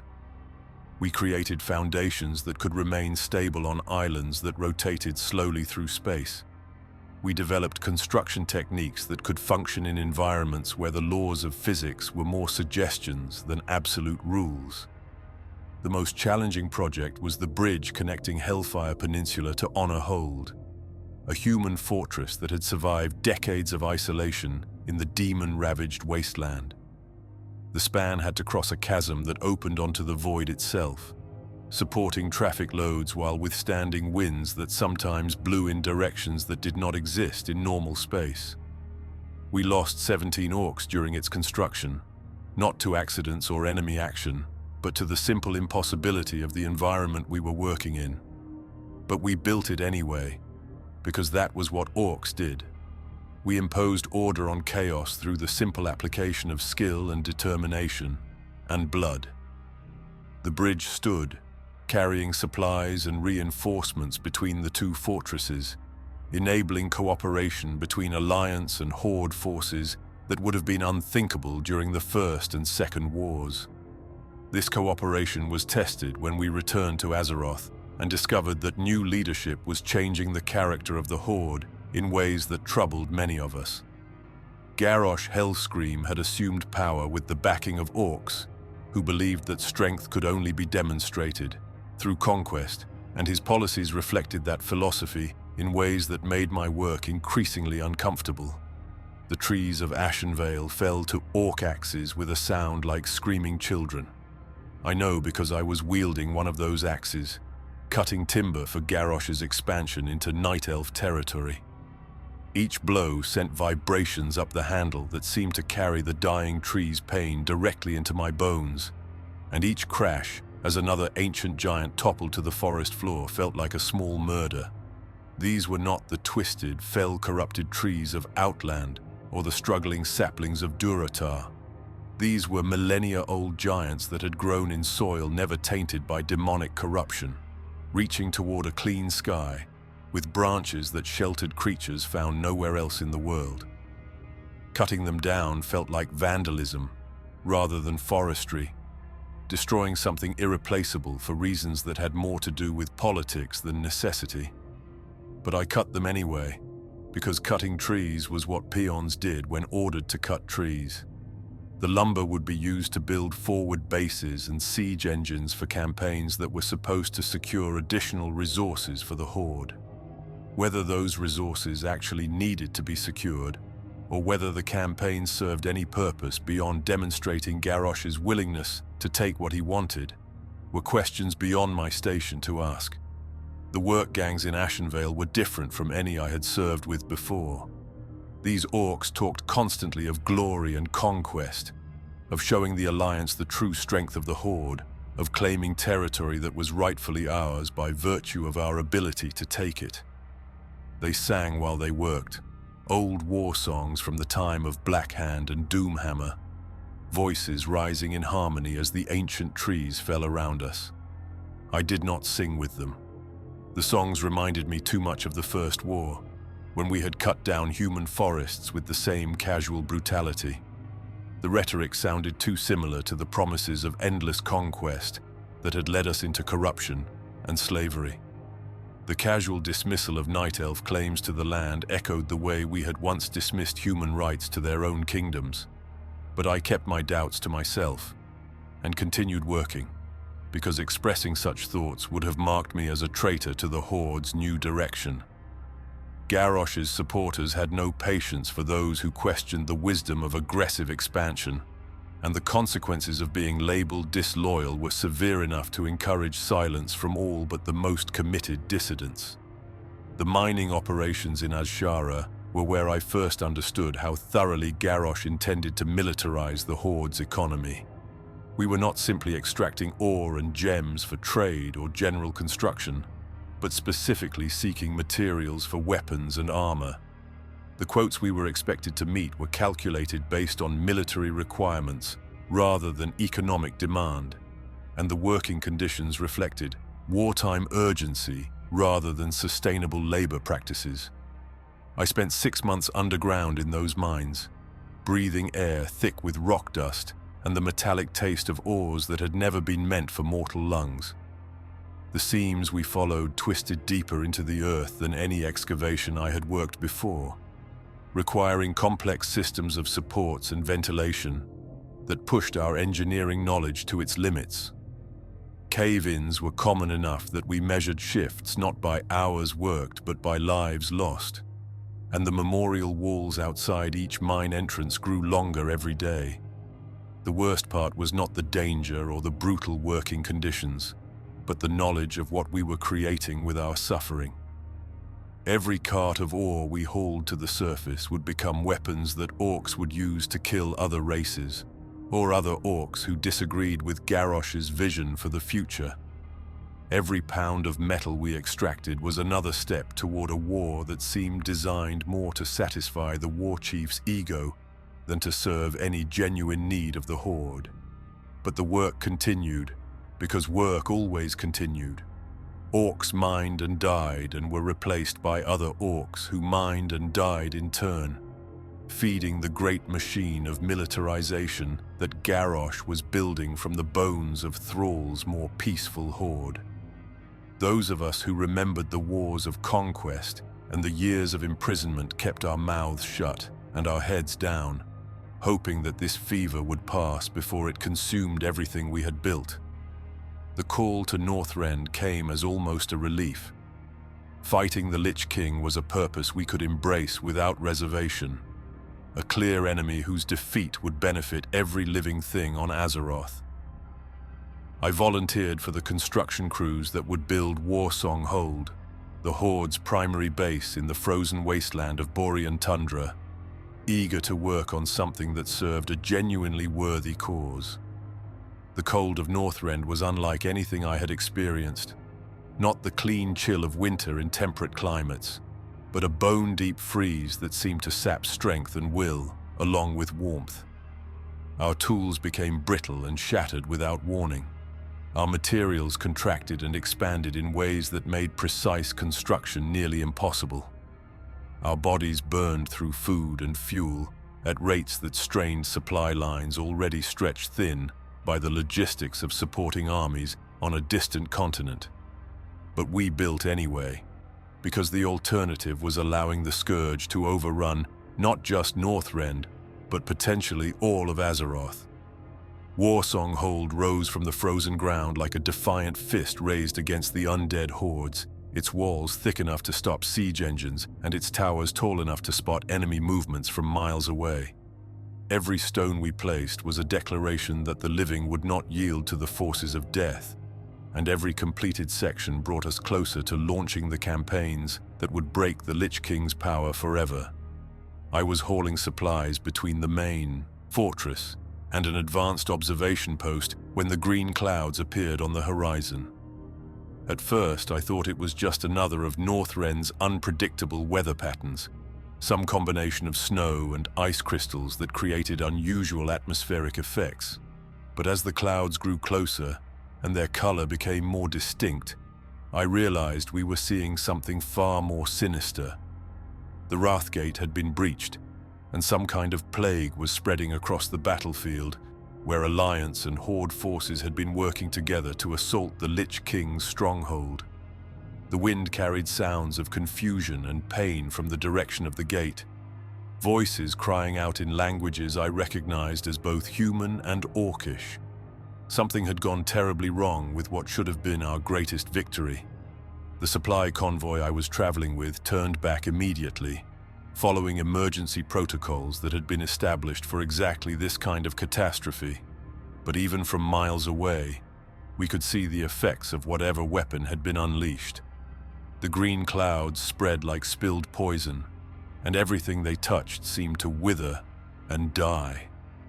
Trees that had survived millennia of ice and wind crumbled to ash. The very ground seemed to burn without flame, leaving behind soil that looked like powdered bone. When we finally learned what had happened, the betrayal cut deeper than any physical wound. Forsaken forces under Varimathras and Grand Apothecary Putris had used the assault on the Wrathgate as cover for deploying a new plague weapon, one that killed Alliance and Horde forces indiscriminately. Hundreds of our warriors, fighting alongside human and dwarf allies against humanity's common enemy, had died choking on poison gas deployed by their own supposed comrades. The political aftermath of that betrayal would reshape the Horde in ways we could not have predicted. Thrall's return from Outland, his confrontation with the treacherous Forsaken, his eventual alliance with human king Varian Rin in the depths of the Undercity. But for those of us hauling supplies and building bases far from the centers of power, the lesson was simpler and more disturbing. We could no longer trust that all who claimed to serve the Horde actually served its best interests. The cataclysm changed everything, literally tearing the world apart and reshaping continents in ways that made our previous understanding of geography obsolete. I was working on foundation repairs in Orgrimmar when the Earth began to shake with intensity that went far beyond any normal seismic activity. The carefully constructed joints and supports that had taken months to create cracked and shifted, threatening to bring down structures that were supposed to last for centuries. The work of rebuilding was immediate and desperate, not just repairing damage to existing structures, but adapting to a world where the fundamental rules of physics seemed to have changed. Rivers flowed in new directions, cutting channels through terrain that had been solid for millennia. Mountains rose or fell without warning, creating new obstacles or removing familiar landmarks. The very climate shifted, bringing desert heat to regions that had been temperate and Arctic cold to areas that had basked in warmth for generations. But there was also opportunity in the destruction. Garrosh seized on the cataclysm as justification for even more aggressive expansion, claiming that the Horde needed additional territory to replace what had been lost to Deathwing's rampage. New campaigns were planned against targets that had been considered too well defended to attack before the world shaking had weakened their positions. The siege engines I built for the assault on Theramore were the finest I had ever created. combining decades of engineering experience with materials and techniques that had not existed during the earlier wars. But there was no pride in their construction, only a growing sense of dread as I realized what they would be used for. Theramore was not a military target, but a civilian city, home to thousands of humans who had committed no crime beyond living in territory that Garrosh wanted to claim. Lady Jaina Proudmoore had been one of the few human leaders to consistently advocate for peace with the Horde, and her city had served as a neutral meeting place where disputes could be resolved through negotiation rather than warfare. Destroying it would eliminate not just a potential strategic threat, but also the possibility of future diplomatic solutions to conflicts between the factions. The mana bomb that ultimately leveled Theramore was not something I worked on directly, but I built the siege engines that made its deployment possible. The catapults that would have breached the walls if the bomb had failed to detonate. The ladders and towers that would have allowed Orc forces to scale the defenses. The supply trains that carried the materials and personnel necessary to sustain a prolonged siege. When the explosion lit up the night sky like a purple star falling to Earth, I felt the light on my face from 20 miles away. The heat that followed carried the taste of burned magic and vaporized stone, and the sound that reached us was like nothing I had ever heard. Not the crash of collapsing buildings or the roar of conventional fire, but something deeper and more final. The sound of reality itself being torn apart and hastily stitched back together. In the aftermath, as we moved through the ruins of what had been a thriving city, I saw things that would haunt my dreams for years. Shadows burned into walls where people had been standing when the bomb detonated.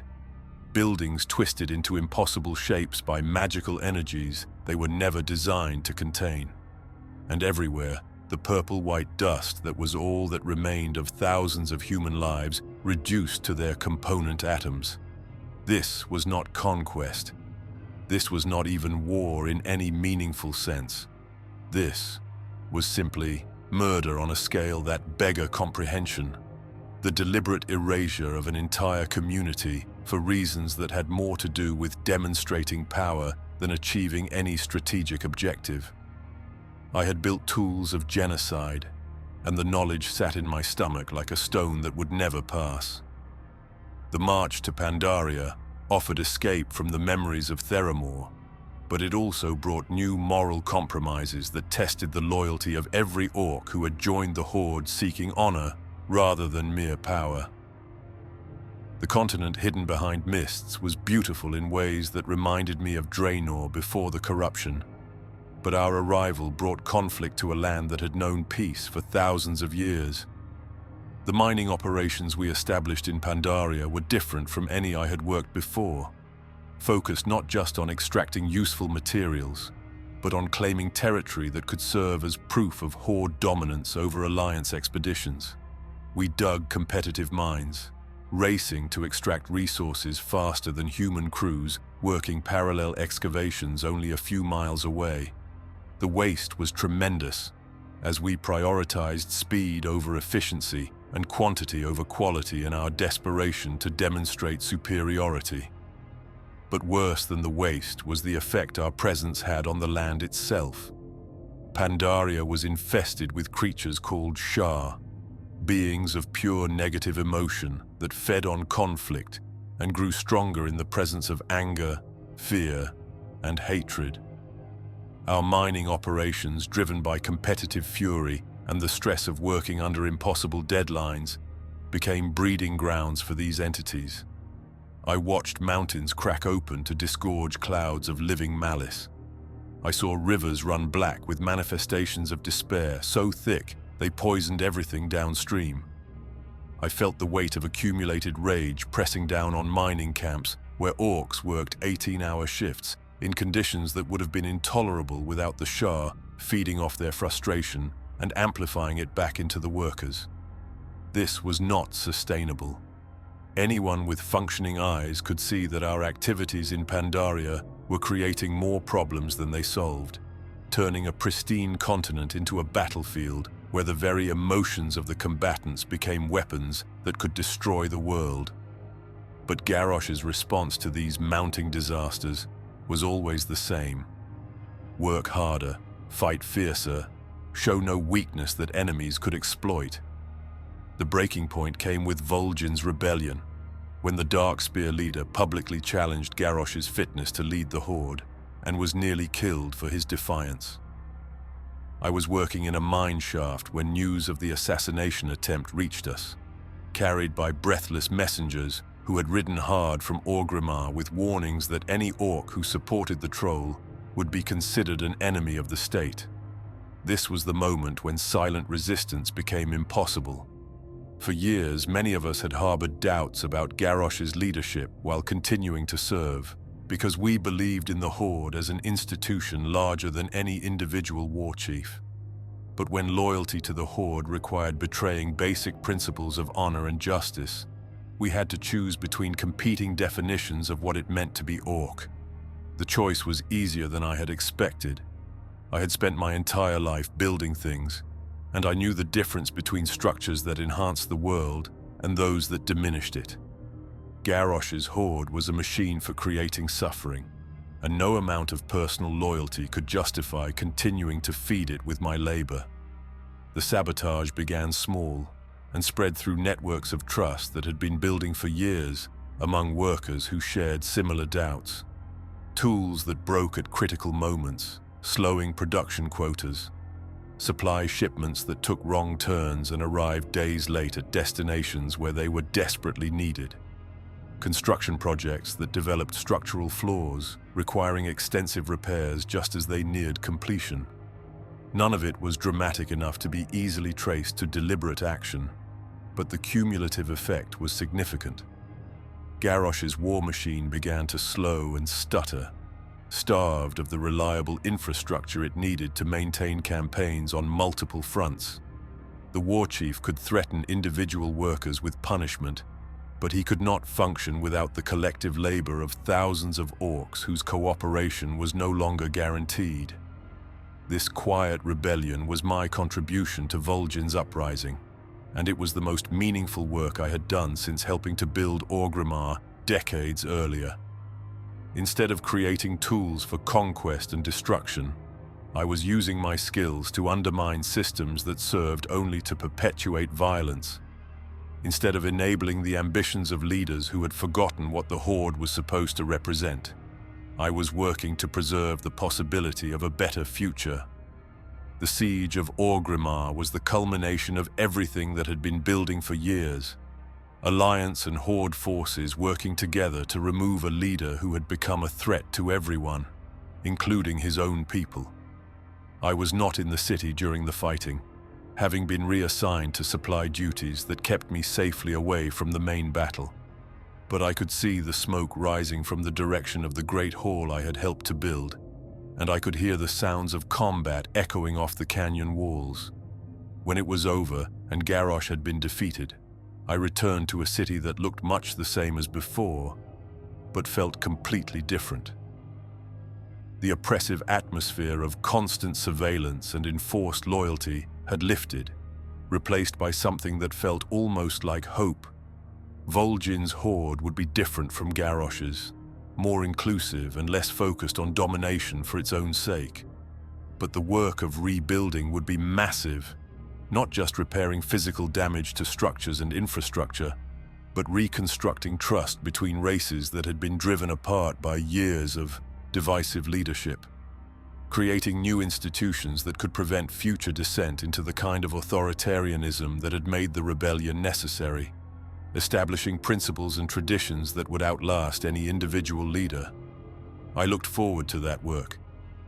After years of building things I was ashamed of, the prospect of construction that served worthy purposes filled me with an energy I had not felt since the early days of Orgrimmar's creation. There would be challenges and setbacks and moments when the old patterns threatened to reassert themselves. But there would also be opportunities to shape something better than what had come before. The work would continue. The work always continued, and for the first time in years, I believed that work would be worth doing. The portal frame they built for the Iron Horde invasion was identical to the one I had helped construct decades earlier on Draenor, down to the last carved rune and twisted metal support. Standing before it with tools in my hands, watching familiar energies crackle between identical pillars of familiar stone, I felt the weight of repetition settling on my shoulders like a cloak made of years. This was not the same portal, of course. That one had been destroyed when the Alliance severed our connection to the homeworld during the Second War. But the design was unchanged, copied from memories and salvaged fragments with the obsessive precision of those who had learned that even the smallest deviation from proven methods could result in catastrophic failure. We were rebuilding our past because we had never learned to imagine a different future. The irony was not lost on me. Here we stood, orcs who had spent decades building a new civilization in Durotar, opening a gateway to an alternate version of our homeworld so that a different version of Garrosh Hellscream could launch a different version of the same conquest that had already failed once. The names and faces might be different, but the fundamental pattern remained unchanged. Build a portal, launch an invasion, watch everything fall apart when ambition exceeded wisdom. But I built it anyway, because building portals was what peons did when ordered to build portals. The work required all the skills I had developed over 40 years of construction projects, from the precise stone-cutting techniques learned during Orgrimmar's creation to the complex magical engineering that had enabled our bases in Outland. Each component had to be crafted to tolerances measured in fractions of inches, because interdimensional gateways did not forgive sloppy workmanship. The stones themselves seemed to remember their purpose. As I fitted them into place, following patterns burned into my memory by decades of similar work, I could feel the accumulated weight of every portal that had ever been built.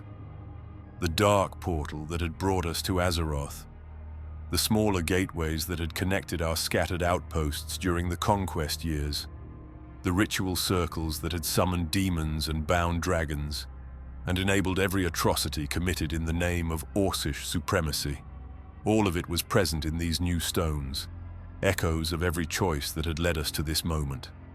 The decision to trust Kil'jaeden's promises on Draenor, the willingness to drink demon blood for the promise of strength, the acceptance of corruption as a reasonable price for power. We were not just building another portal, we were rebuilding the same mistakes that had destroyed us before. The alternate Draenor that opened beyond the completed gateway was heartbreakingly beautiful.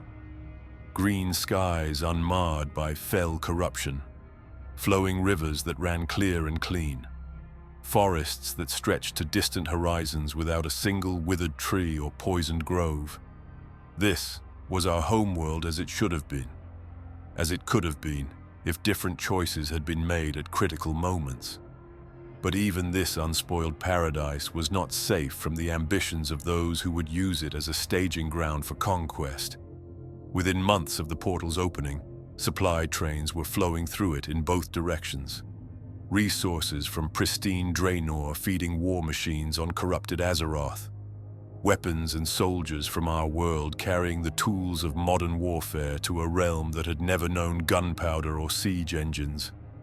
I crossed through that portal dozens of times during the Iron Horde conflict, hauling supplies and materials for forward bases that would enable the invasion of our own world. The work was familiar, but the context made it surreal. Here I was, an orc from Azeroth, building fortifications to help orcs from Draenor attack the world I now called home. The logistics alone required mental gymnastics that left me exhausted by the end of each day. The alternate orcs were fascinating and disturbing in equal measure. They carried themselves with the confident bearing of a people who had never known defeat or corruption, but their plans for conquest were identical to those that had led our own ancestors to ruin. They spoke of bringing civilization to savage worlds and establishing an empire that would last for 1,000 years, using the same words our leaders had used decades earlier when they marched through the original Dark Portal. I tried to warn them, during quiet moments when the work allowed for conversation. I described the internment camps and the years of slavery that had followed our own failed invasion. I explained how corruption had slowly eaten away at everything we valued until we became tools of forces we could not control. But they dismissed my words as the fearful babbling of an old orc who had lost the warrior spirit that made conquest possible. They would learn differently, of course. Conquest always taught the same lessons to those who survived it long enough to understand what they had really accomplished. But by then it would be too late for warnings or wisdom, and another generation of orcs would have to rebuild their civilization from the ashes of their own ambitions. The defeat of the Iron Horde was swift and brutal, confirming my suspicions about the futility of repeating old patterns with new faces. Gul'dan's betrayal, the corruption of some alternate orcs by the same demonic forces that had destroyed our ancestors, the gradual collapse of everything that Garrosh's counterpart had tried to build. History repeated itself with mechanical precision, as if the universe itself was trapped in a cycle of inevitable failure. But the real horror was not the failure itself, but the way it immediately began generating new conflicts that would require new construction projects to support new military campaigns. Gul'dan's escape to our world, the opening of the tomb of Sargeras, the return of the Burning Legion in numbers that dwarfed their previous invasions. Each crisis demanded responses that looked suspiciously like preparation for the next phase of an eternal war. The fortifications we built to defend against the Legion's third invasion were the most sophisticated I had ever worked on, incorporating lessons learned from decades of military engineering. But they were also the most depressing, because I understood with perfect clarity that they would be followed by other fortifications for other invasions by other enemies who would emerge from the wreckage of whatever victory we managed to achieve. The walls around Stormwind had been rebuilt 3 times since the original city fell to Orcish siege engines. Each iteration was stronger and more advanced than the last, but each was also a monument to the failure of previous defenses. We were not building permanent solutions. We were building temporary delays in conflicts that would continue until every stone was ground to dust and every hand that had shaped them was stilled by death. I carved demon wards into living stone, using techniques that had been developed specifically for containing entities of pure malevolence.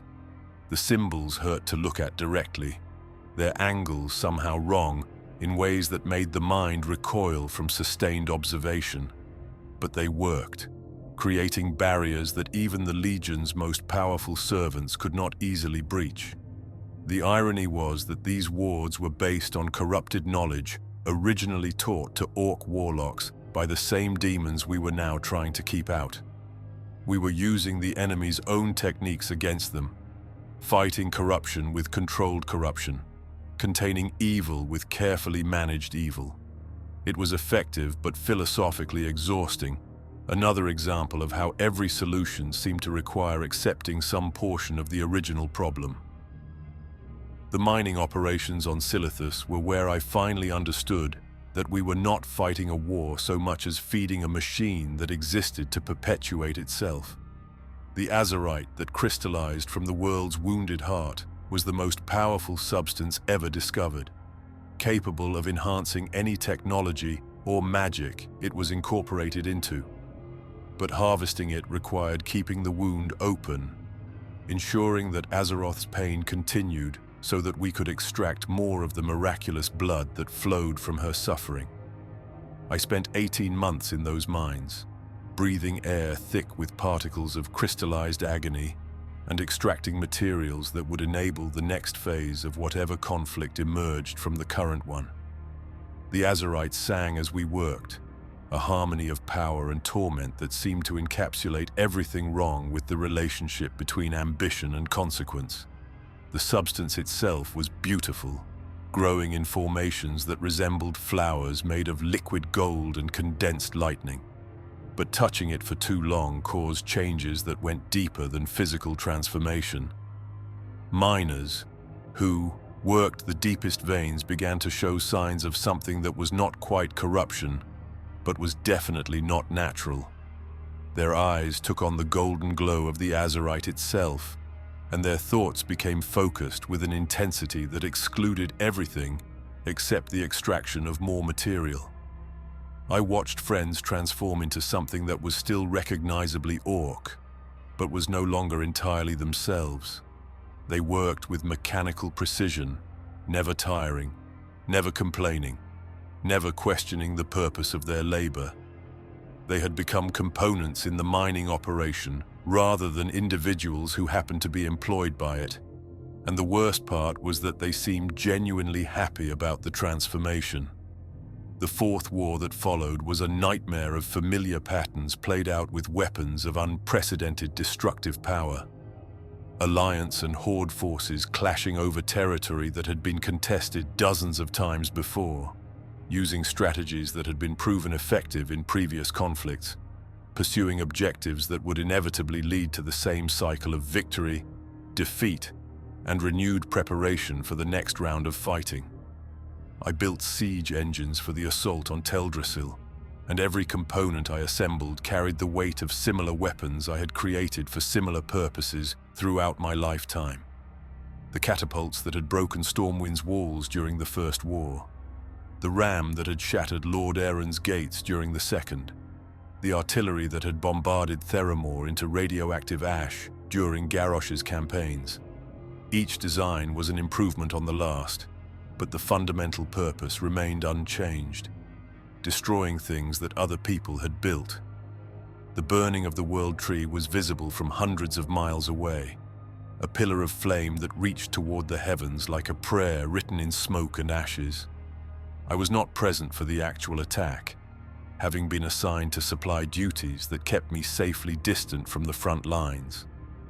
But I could taste the smoke on the wind for weeks afterward, and the flavor carried echoes of every fire I had helped to set during decades of military construction. The prison camps that followed were the most shameful structures I ever helped to create. Not because they were poorly built or inadequately designed, but because they were built too well. These were facilities designed to hold thousands of Night Elf refugees indefinitely, with all the efficiency and attention to detail that decades of construction experience could provide. I knew how to build walls that could not be climbed or broken. I knew how to design drainage systems that would prevent the accumulation of disease. I knew how to calculate the minimum space and resources required to keep large populations alive without providing enough comfort to encourage thoughts of resistance. All of this knowledge, accumulated through years of honest labor, was now being applied to the systematic dehumanization of an entire people. The worst part was how efficiently it all functioned. The camps were models of their kind, clean and organized, and capable of containing their populations without obvious brutality. Visitors from neutral nations could tour them and see no evidence of deliberate cruelty, only the careful management of a difficult situation. But I knew the difference between structures designed to shelter and structures designed to contain, and these were definitely the latter. The guards spoke of the prisoners with casual indifference that reminded me of my own captivity decades earlier. They were problems to be managed rather than people to be respected, objects that required maintenance rather than individuals with rights or dignity. The same bureaucratic dehumanization that had once reduced me to a number on a metal tag was now being applied to thousands of others whose only crime was being in the wrong place when the latest cycle of warfare came around again. But I built the camps anyway, because refusing would have meant my own imprisonment or death. The skills that had once raised cities and bridges and monuments to Orcish achievement were now creating monuments to Orcish shame, and there was nothing I could do about it except try to build them well enough that the suffering they contained would at least be minimally comfortable. The expedition to the Shadowlands was where the absurdity of eternal warfare reached its logical conclusion. Here we were, preparing to launch a military campaign into the realm of death itself, bringing our conflicts to places where mortal ambitions should have no meaning. We built supply depots for an invasion of the afterlife, siege engines designed to break the walls of eternity, fortifications that could protect the living in a realm specifically designed to contain the dead. The materials we worked with defied every law of physics and engineering I had learned during decades of construction. Stones that weighed nothing but could not be moved without tremendous effort. Metals that existed in multiple states simultaneously. Wood that had grown from trees that had never been alive in any meaningful sense. Everything was wrong in ways that made my tools feel clumsy and my experience worthless. But we built anyway, because building was what we did, regardless of context or logic or the fundamental inappropriateness of our presence. The expedition required bases and supply lines and transportation infrastructure, so we provided those things using techniques developed for circumstances that bore no resemblance to our current situation. Necessity was the only constant in a universe where every other rule seemed negotiable. The most disturbing realization was that the Shadowlands themselves were engaged in conflicts that mirrored our own. Ancient powers struggling for dominance over territories that had been contested for millennia. Armies of the dead locked in battles that served no purpose beyond the continuation of warfare itself. Even death, it seemed, was not an escape from the cycle of violence that consumed everything in its path. I worked on fortifications designed to protect Alliance and Horde forces from the wrath of entities that had been manipulating mortal conflicts since the beginning of recorded history. The irony was so complete, it ceased to be ironic and became simply inevitable. Of course, our wars were orchestrated by external forces. Of course, our greatest victories had served someone else's agenda. Of course, our most noble sacrifices had been meaningless gestures in games played by powers beyond our comprehension. But we fought anyway, because fighting was what mortals did when faced with forces beyond their control. We built weapons and walls and siege engines to use against enemies who had been using us as weapons against each other for thousands of years. We applied the same strategies and tactics that had failed us countless times before, hoping that this time would somehow be different. The return to Azeroth brought no relief from the cycle, only new variations on familiar themes. The Dragonflights, previously neutral in our conflicts, were now taking sides based on interpretations of prophecies that contradicted each other in fundamental ways. The elements themselves, once sources of wisdom and balance, had become tools of competing factions seeking to reshape the world according to their particular vision of perfection. I found myself building the same structures over and over again, adapted for new purposes but fundamentally unchanged in their essential nature. Siege engines became excavation equipment became siege engines again when the political situation shifted. Fortifications were converted to mining operations that were converted back to fortifications when new threats emerged. Supply depots became prisons became supply depots, depending on who controlled them and what they needed to accomplish. The materials changed, becoming more exotic and powerful with each iteration. But the fundamental work remained the same, moving heavy objects from one place to another, shaping raw materials into useful forms, creating structures that would serve someone's agenda until they were destroyed by someone else's agenda. The tools evolved, but the hands that wielded them were still scarred and calloused from decades of identical labor. The young orcs who joined our work crews spoke of the current conflict as if it were unprecedented, requiring new solutions to unique challenges. They had not lived through enough cycles to recognize the patterns that governed all such endeavors. They still believed that this war would be different, that this victory would be final, that this time we were fighting for something worth the cost we were paying. I envied their optimism while mourning the innocence that made it possible. They would learn, as I had learned, that victory was just another word for the brief pause between one conflict and the next. They would discover that every enemy defeated was replaced by two new ones. that every territory conquered required defending against those who wanted to take it back, that every weapon built would eventually be turned against its creators. But they would also learn that the work continued regardless of its ultimate futility, that there was dignity in skillful labor even when that labor served unworthy causes, that the ability to shape stone and metal and wood into useful forms was valuable in itself, separate from whatever purposes those forms might eventually serve. That being good at what you do was its own reward, even when what you do is terrible. The latest crisis, whatever it happened to be this season, required the same responses as all the previous crises. More walls, more weapons, more infrastructure to support the continuation of conflicts that had no meaningful resolution. The details varied, but the substance remained constant. Take raw materials, apply skilled labor, create tools that would enable others to pursue their ambitions at the expense of those who opposed them. I looked at my hands as I worked, noting the new scars that joined the old ones in a map of everything I had built and broken during my lifetime. These hands had razed cities and torn them down. They had crafted instruments of creation and destruction with equal skill. They had served causes noble and base, leaders wise and foolish, purposes that would outlast the stars and purposes that were forgotten before the mortar dried. But they were still my hands, and they still knew how to work.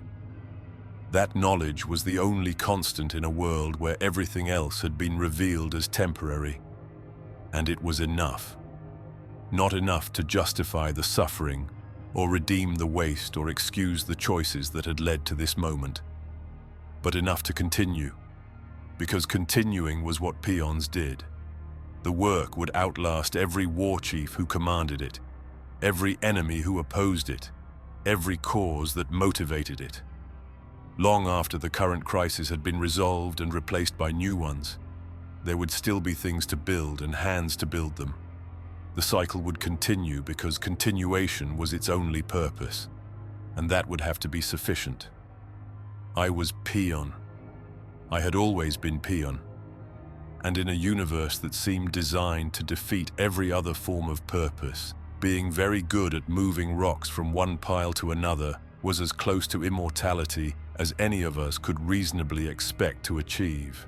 I have built monuments to tyrants and shrines to heroes. I have hauled stones for Blackhand's war machine and Thrall's dream of peace. I have chopped trees for Garrosh's conquest and Vol'jin's rebellion. My hands have shaped the tools that killed millions and the walls that protected thousands. Heroes rise and fall like seasons, but the work remains. The work endures. Some peons break under the weight of endless labor. Others lose themselves in drink or despair. But I am still here. My back is bent, my hands are scarred, my green skin bears the marks of 100 minor injuries. But I endure. Because someone must build the roads that heroes walk. Someone must dig the foundations for their monuments. Someone must haul the stones that become legends. The young ones ask me sometimes what it all means. This lifetime spent moving rocks and mixing mortar for causes that rise and fall like tides. I tell them what I have learned through 60 years of construction and destruction. Work is life. Work is survival. Work is all a peon knows. And in that simple truth, I have found something the heroes never learn. That true strength comes not from the ability to break things, but from the will to build them, again and again, until the very end.